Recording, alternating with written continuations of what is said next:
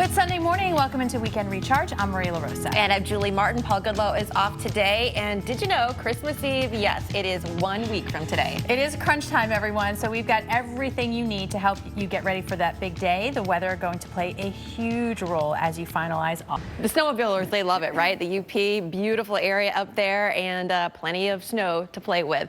Taking a look at the last 6 hours, we did see quite a bit of rain actually developing right here along the Gulf Coast. That's going to push eastward for today, but we're still looking at some wet weather here draped across the south for sure. Rain, maybe some thunder along I-10, light showers as we get up into the Tennessee and Ohio valleys. Relatively quiet weather elsewhere, a little bit foggy as you wake up this morning in Houston. And temperatures, Maria, are still going to stay well above average for many of you east. For so many, it's what you see is what you get for the next couple of days, certainly for the next few hours in cities like New Orleans. So you've got the chance of showers and thunderstorms rolling through this morning. Can't rule it out even through the early dinner hour. Temperatures hovering right about 70 degrees, upper 60s for most of the day. We've been tracking this line of showers and thunderstorms just about ready to come through right downtown. You have some lightning, you've got some thunder, you definitely have the heavy rain and some brief gusty winds. Now, as far as anything getting past that severe limit, likely not going to see that, but regardless, lightning is dangerous. Heavy rain could be troublesome on the roads for sure.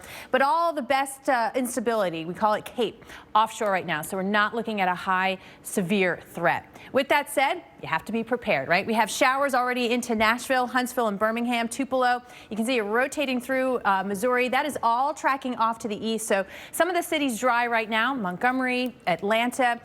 You will likely see those showers catch up with you by the end of the day. So think about your plans. Is it brunch? Is it maybe seeing some of the Christmas displays? You've got rain coming in and out of Atlanta. Dissipates overnight tonight, but don't let your guard down as far as, oh, this is the end of the wet weather. Not at all. We have several chances during the week. Birmingham, let's give you that timeline. A chance for some rain showers by the midday, mostly cloudy skies. But the idea is that, Julie, the rain is going to keep coming. That pattern is setting up where we're just on a rain train across the south. Yeah, and heading into Christmas week, really not backing off very much at all. So we'll take a look at that for you as you're planning that week ahead. Here's a look at our current water vapor imagery. And certainly do see some of that moisture being pulled up there along the Gulf Coast. Also, the Ohio, the Tennessee valleys today, as Maria was mentioning. But early week, this is what we have in terms of our pattern here set up. We've got this big trough or this dip in the west here, and then the jet stream parked right here. So allowing for a lot of really actually nice mild air to filter in from the south. But with that, the moisture also being pulled upward. So we are going to look at that unsettled weather pattern here across the south for much of the week. This is midweek, and we'll see some of that moisture getting even farther to the north, possibly up into the mid-Atlantic, even as far north as perhaps the northeast as we get into the later part of the week. So for tomorrow, here's what we can expect. If you're heading out to the airports, again, it's going to be a little bit touch and go. Places like Dallas, Houston, back into New Orleans, even Atlanta, Hartsfield, Jackson could be a little bit bumpy as we get things going. When you talk about the volume of people traveling this week and then you throw in the rain on top of it, that goes for the roadways as well. So just a little heads up for you. Tuesday, more scattered showers and storms. These won't be all-day events nonetheless. Wednesday, we see this persist even farther east, now reaching the East Coast. So the Carolinas all the way down into Georgia and the Florida Panhandle, for that matter, all getting in on some of the wet weather action. Actually, some good news because there is a drought. We're going to talk about that in just a all right, Maria. It's a solution to every travel headache. Just slow down. It fixes aggression. Take it fixes your time, right? Take your time. Take your time. All right. With that little tidbit, we want you armed with the best forecast that we have for some of the travel that you may be starting already tomorrow. And looking at the airports just alone, Julie, you've got maybe some slowdowns in parts of the southeast. Yeah, and also here in the northwest as well. We've got Portland and Seattle with some more active weather coming your way. So just a heads up for you there also. And you've got some rainy interstates as well from I-10 and I-20. That continues on Tuesday across the southeast, but you start to add in some of the bigger airports here. You've got Houston, Dallas. Memphis is one of those big connecting airports too.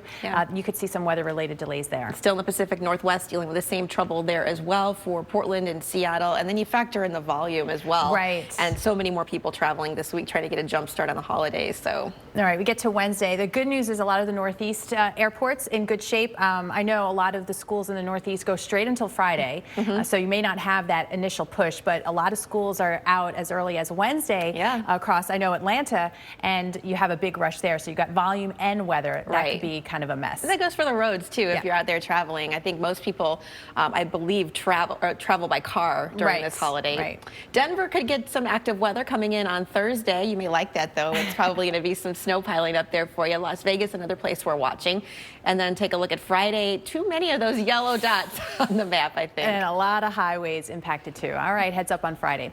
We'll go around, so we want to make sure everybody's ready for it. And as you look at the big picture, a couple of things stand out. I went, wow, because I hadn't really noticed the lightning happening right now in parts of the southwest Arizona. Yeah, that's not something we've been talking much about. No, exactly. Interesting. And the lightning in New Orleans, too. Sure, New Orleans, and we've got more rain spreading across portions of the south, and that's really going to be the case pretty much all week long. But you want to talk winter weather? How about a lot of mountain snow? Not happening just yet, so we still have the warm front kind of moving in. That's bringing the rain, but really by Tuesday, everything kind of gets kicked up. It's going to be heavy mountain snow and past level as well. Then that moves off to the east here Wednesday. Good for places like Salt Lake City, though, because you've barely gotten any all year long, so they're probably going to be loving it, getting some powder, especially the ski resorts.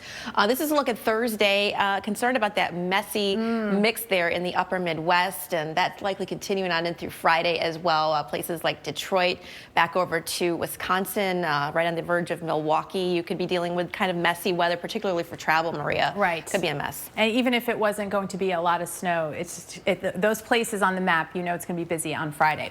So let's take a stab at the totals as we look ahead through Friday. So taking into account a whole week, you kind of see the bullseyes, the things that stand out. The heaviest snow, the Cascades, the Rockies, some of the Bitterroots there you've got down towards Cheyenne as well, and then over into the Midwest. Yeah, even just to the west of Denver as well, some of the mountains there getting it. And we're looking at this pattern change really largely responsible for this, right? And what we're concerned about is the fact that we have that big dip into the jet stream back in the west, that we could be looking at some storms, kind of a storm train firing up Christmas week right along the edge of that. So taking into account everything that we're seeing right now with the cold air in place where it's going to be in the storm track, snow more likely here, rain and storms likely where you see the green. That's including East Texas, but all the way up into parts of New England. So Boston, you're in the green, but Albany, you're right on that green-blue. And this is a look at Saturday, Super Saturday, as we learned for shopping, right?